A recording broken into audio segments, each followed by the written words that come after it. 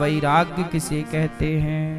आप बताओ। चलो, वैराग्य किसे कहते हैं आप बताओ। नहीं बताएंगे? ठीक है ना, बताओ। छोरा तुम बताओगे? नहीं बताओगे? गुस्सा हो क्या? वैराग्य भैया बताएंगे हमारे। क्या है वैराग्य? ठीक है, वैराग्य किसे कहते हैं?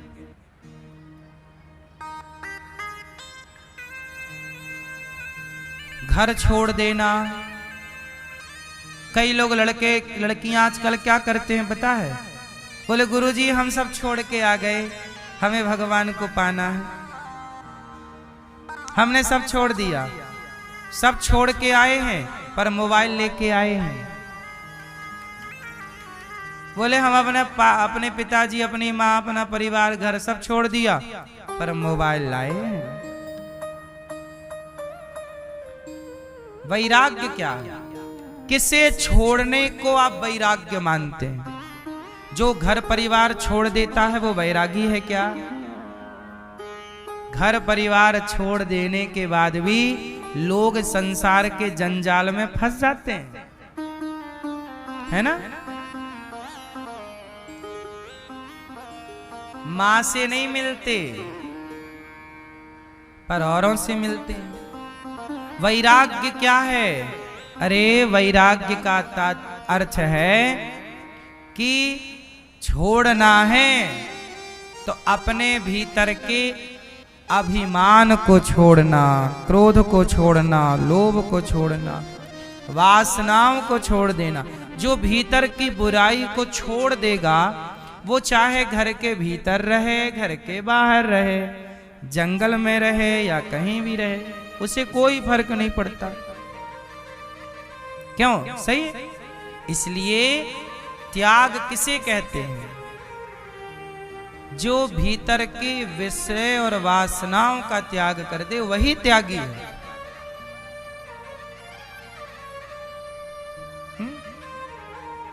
अच्छा, त्याग किसे कहते हैं? बोलो मैया। चलो अपना एक हाथ पकड़ो, दूसरे हाथ से अब छोड़ दो बस। तो आपने पकड़ा और छोड़ दिया, तो ये छोड़ दिया मतलब ये त्याग है या नहीं? छोड़ दिया, त्याग दिया। बोलो हाँ, छोड़ना त्याग है कि नहीं? जोर से, जोर से, जोर से। ना ना, आपने इस वस्तु को छोड़ दिया, लेकिन छोड़ने के बाद भी आप उसी को बार बार याद कर रहे हैं। मैंने तो अपना सब कुछ छोड़ दिया, मेरी तो सरकारी नौकरी थी, सब छोड़ के भगवान के लिए आया हूं, सब छोड़ दिया। अरे छोड़ दिया तो बार बार याद काहे को करता है? और बार बार याद करता है मतलब अभी छोड़ा नहीं है। बाहर से छूटी है, भीतर तो है ना। इसके लिए एक कथा है, सुनाऊं? सुनो।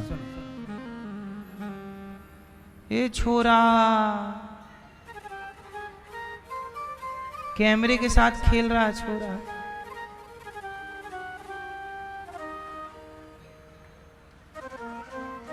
सुनो, छोड़ना किसे कहते हैं वो हम आपको बता रहे। त्याग। मैया,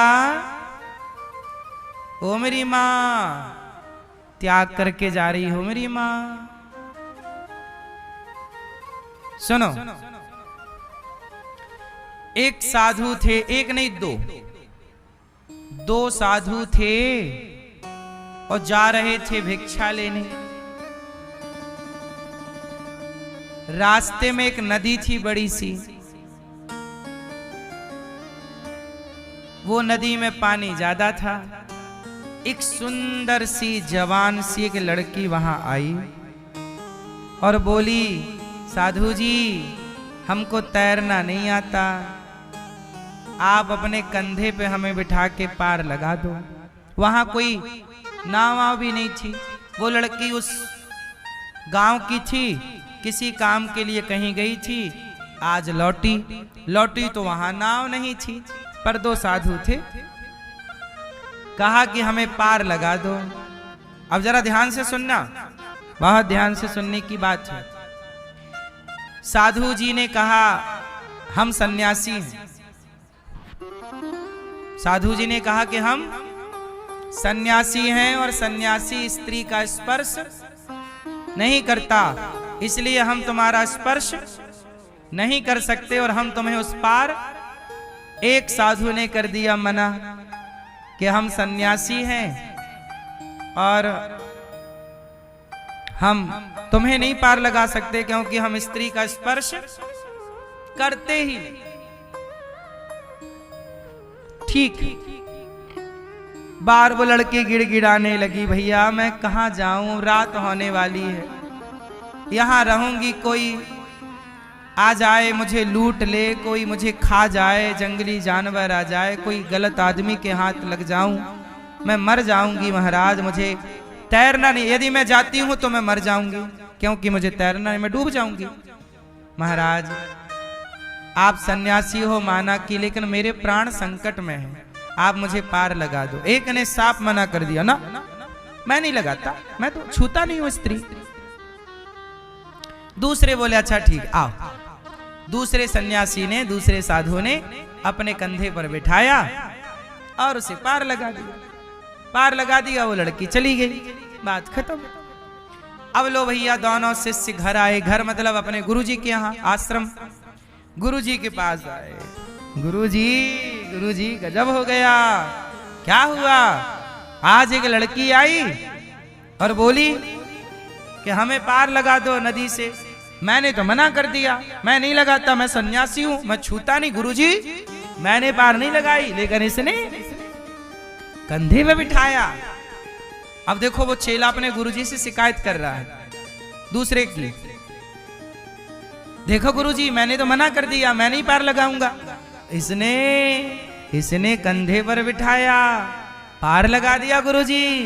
गुरुजी ने सुन लिया, गुरुजी कुछ बोले नहीं। चलो चलो ऐसा करो, चलो भोजन कर लो, भोजन। अब भोजन में बैठा वो, वहां सबको सुनो, आज एक लड़की आई मेरे से बोली कि बिठाओ कंधे पर पार लगाओ, मैंने मना कर दिया कि मैं सन्यासी हूं, मैं छूता नहीं हूं। इसने पार लगाया यहां बिठा के कंधे पे।